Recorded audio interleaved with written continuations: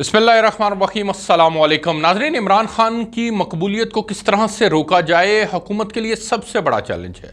कभी वो इमरान खान को फ़ौरन फंडेड डिक्लेयर करवाती है और कभी तोशा खाना जैसे मामलात को सामने लेकर आती है। अब जो नई कहानी इस तोशा खाना के मामले में सामने लाई गई, वो कहानी कैसे नाकाम हो चुकी है, इसके ऊपर भी आज हम बात करेंगे और आपको ये भी बताएंगे कि माजी के अंदर कौन कौन से हुक्मरान ने कितने तहाइफ तोशा खाना से लिए हैं। उसकी पूरी तफसील तहकीकात के साथ हमने आज निकाली है और आपके सामने हम रखने लगे हैं। हुकूमत जो चाह रही है कि किस तरह से इमरान की मकबूलियत के आगे बंद बांधा जाए, अवाम को किस तरह से वो ये समझ रहे हैं कि अवाम ही जो है वो नासमझ हो चुकी है, अवाम के अंदर शऊर नहीं है कि वो इमरान जैसे किरदार के साथ खड़ी है। अब यहाँ पर सूरत हाल ये आ चुकी है कि पाकिस्तान के जमहूरी निज़ाम के अंदर आवाम ही की राय का एहतराम नहीं किया जा रहा। माजी के अंदर मुझे एक मरतबा एक बड़े इस्टेब्लिशमेंट के बड़े आदमी के साथ बैठने का इत्तफाक हुआ। वो मुझसे कहने लगे कि पाकिस्तान की आवाम जाहिल है, पाकिस्तान की आवाम को शऊर नहीं है। अगर हम फ्री एंड फेयर इलेक्शंस करवा दें तो एक बार फिर अवाम जो है वो नवाज शरीफ को वोट कर देगी। उस वक्त नवाज शरीफ की मकबूलियत जो थी वो बहुत ज़्यादा थी, लेकिन फिर मैंने उनसे दरख्वास्त की कि आप फिर ये मामला छोड़ें, पाकिस्तान में जमहूरी निज़ाम का मामला छोड़ें। अगर अवाम की राय का एहतराम नहीं करना तो फिर आप पाकिस्तान के अंदर कोई और निज़ाम ले आएँ, इस जमहूरियत और जमहूरी निज़ाम को आप फिर तलपट कर दें, साइड पे रख दें और फिर कोई और सदारती निज़ाम ले आएँ या फिर कुछ और निज़ाम जो है यहाँ पर होना चाहिए, बादशाहत आप ले आएँ। छोड़ें जमहूरियत में तो आवाम की राय का एहतराम किया जाता है। ये एक माइंडसेट था, एक सोच थी। आज वही माइंडसेट और वही सोच जो है वो इमरान के मुतल्लिक अप्लाई हो रही है। इमरान खान पाकिस्तान के अंदर जब से वो उन इक़्तिदार से अलग हुए हैं, उन्होंने एक मोमेंटम बनाया और फिर उस मोमेंटम को अब वो ऑन करके कैरी करके आगे बढ़ रहे हैं और अब वो हालत बीमारी के बावजूद जो है वो अपनी आवाम को, अपने कारकुनों को, अपने लीडर्स को जो है वो उनकी पार्टी के जितने कारकुनान हैं उन सबको उन्होंने मुतहर्रिक किया हुआ है। और वो एक लॉन्ग मार्च की एक शक्ल, वो चाहे जो भी शक्ल है, उसके अंदर उन्होंने उस सारे मोमेंटम को बरकरार रखने के लिए तमाम एक्टिविटी की हुई है। एक्चुअल के अंदर वो प्रेशर बिल्ड कर रहे हैं, हुक्मरानों के ऊपर प्रेशर बिल्ड कर रहे हैं, एस्टेब्लिशमेंट के ऊपर प्रेशर बिल्ड कर रहे हैं। और वो बदले में क्या कर रहे हैं? वो बदले के अंदर इमरान खान की ज़ात को टारगेट कर रहे हैं, उनको हिट कर रहे हैं। एक कहानी जो थी वो सामने आई थी, फ़ौरन फंडेड डिक्लेयर किया गया था उनको, और फिर उसके बाद एक और कहानी आई और वो तोशा खाना की कहानी थी, जिसके अंदर इमरान खान को ना सिर्फ घड़ी के मामले के अंदर जो है वो नाअहल कर दिया गया, बल्कि अब उनके ऊपर फौजदारी मुकदमा दर्ज करने के लिए ट्रायल कोर्ट के अंदर जो है वो भी मामला जा चुका है। अब वहाँ पर मामला जो है वो आगे बढ़ेगा। अब हुआ इस तरह से कि इस कहानी का फिर एक नया किरदार सामने आया जिसका नाम उमर फारूक था। उमर फारूक ने कहा कि ये घड़ी मुझ तक फरहा गोगी ने पहुंचाई है और वो मेरे पास लेकर आई, मैंने उनको इसकी पेमेंट की और उस पेमेंट के इवज़ जो है ये घड़ी, दुनिया की वाहिद घड़ी आज मेरे पास मौजूद है। इमरान खान इस सारे मामले के अंदर कैसे स्कैंडलाइज करने की उनको मज़ीद कोशिश की गई है। हुआ इस तरह से नाज़रीन कि हमें ये तस्दीक हो चुकी है कि ये घड़ी इस्लामाबाद के अंदर ही बेची गई थी। उमर फारूक नामी किरदार के पास ये घड़ी बाद में पहुंची है, पहले ये घड़ी इस्लामाबाद के अंदर बेची गई थी। और इस बात की तस्दीक ओन चौधरी ने भी की थी अपने एक इंटरव्यू के अंदर। ओन चौधरी वाहिद आदमी है जो इमरान खान के साथ साए की तरह रहते थे। गो के 2018 के अंदर जब इमरान खान इक़्तिदार के अंदर आए और पिंकी पीरनी जो कि साबिक़ खातून अव्वल हैं, उनके साथ उनके मामला सही ना चल सके और उसके बाद फिर जो है वो इमरान खान साहब ने उनको अलग कर दिया और उनको पंजाब के अंदर भेज दिया।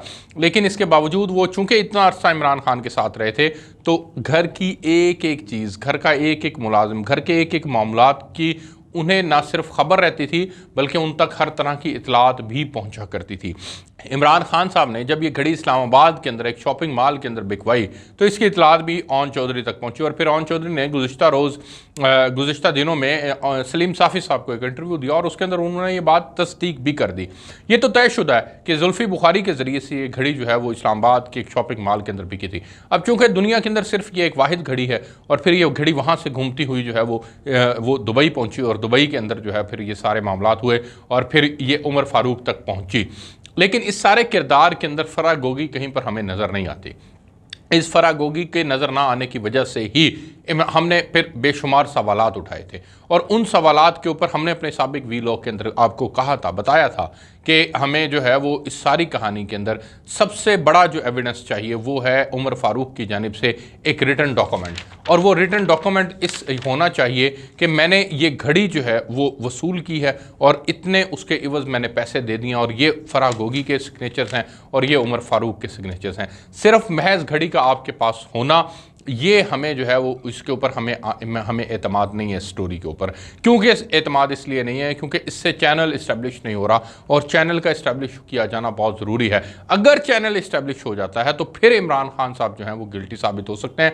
अदरवाइज़ हमने कहा था कि ये इमरान खान को मज़ीद स्कैंडलाइज करने की एक कोशिश है, इसके अलावा कुछ नहीं है। अब मैं आपको बताता हूँ कि 1980 से ऑनवर्ड्स जो है वो किस किस हुक्मरान ने कितने कितने पैसे जो है वो के तहाइफ तोशा खाना से लिए और फिर उन तहाइफ को लेकर के वो जो हैं वो उन्होंने सबमिशन क्या करवाई, ये भी तमाम चीज़ें आपको बताता हूँ। सबसे पहले जो उस वक्त के हुक्मरान थे उनका नाम था जनरल ज़ियाउल हक।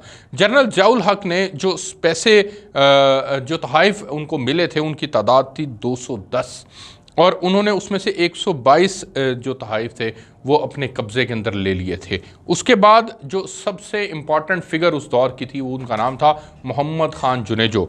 मोहम्मद ख़ान जुनेजो ने को 305 तहाइफ मिले थे और 305 तहाइफ में से 304 तहाइफ वो अपने साथ ले गए थे और 2,19,000 रुपये महज उन्होंने सबमिट करवाए थे। इसी तरह से उसके बाद फिर एक और किरदार आया, उनका नाम था ग़ुलाम इसहाक़ खान। ये पाकिस्तान के साबिक सदर थे। ग़ुलाम इसहाक़ खान को 89 तहाइफ मिले थे, 68 तहाइफ उसमें से उन्होंने खुद रख लिए थे और 67,000 रुपये महज उन्होंने सबमिट करवाए थे। उसके बाद फिर एक और किरदार आए, उनका नाम था फ़ारूक लगारी। फ़ारूक लगारी भी पाकिस्तान के साबिक सदर रह चुके हैं। उनको 116 तहाइफ मिले थे जिसमें से 114 तहाइफ उन्होंने खुद रख लिए और महज 28 लाख रुपए जो हैं वो उन्होंने सबमिट करवाए थे तोशा खाना के अंदर। फिर उसके बाद एक और किरदार आए, उनका नाम था रफ़ीक तारड़ साहब। रफ़ीक तारड़ साहब को 74 तहाइफ मिले। 74 तहाइफ में से उन्होंने 73 तहाइफ खुद रख लिए और उनकी जो मालियत थी वो 1,42,000 रुपये जो है वो उन्होंने सबमिट करवाए।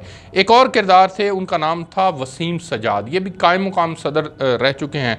उनको सिर्फ 4 तहाइफ मिले थे और उन्होंने 1250 रुपये देकर वो चारों तहाइफ भी अपने पास रख लिए थे।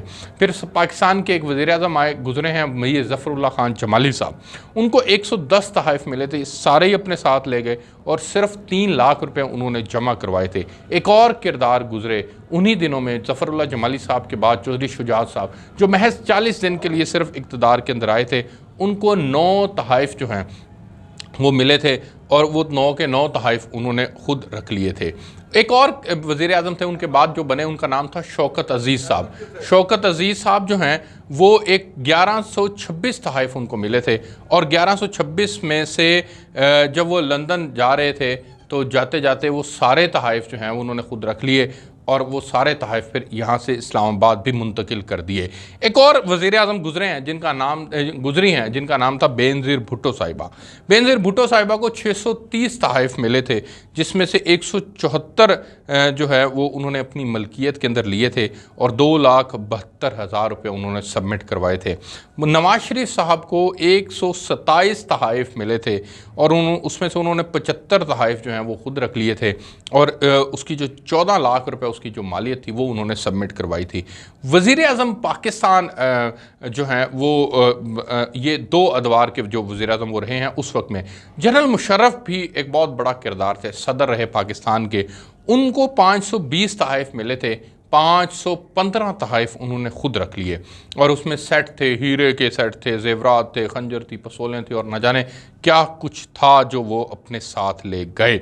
एक और पाकिस्तान के सदर गुजरे हैं जिनका नाम था आसिफ अली जरदारी साहब। आसिफ अली जरदारी साहब के मुतालिक मशहूर है कि उनको लीबिया और UAE से बुलेट प्रूफ गाड़ियाँ मिली थी 3 और उस वक्त की जो कानून था उसके मुताबिक 20% अदायगी करनी होती है और 20% अदायगी करने के बाद आपको जो है वो फिर आप ये गाड़ियाँ या जो भी तोहफ़े हैं वो आप तोशाखाना से ले सकते हैं। लेकिन उन्होंने मज़ीद रूल्स को अमेंड करवाया यूसुफ रज़ा गिलानी साहब के ज़रिए से, और जो फिर बाद में मशहूर तोशाखाना स्कैंडल भी इनके ऊपर बना, जिसमें फिर इन्होंने 15% के रकम देकर वो तीनों गाड़ियाँ अपने पास रख ली थी।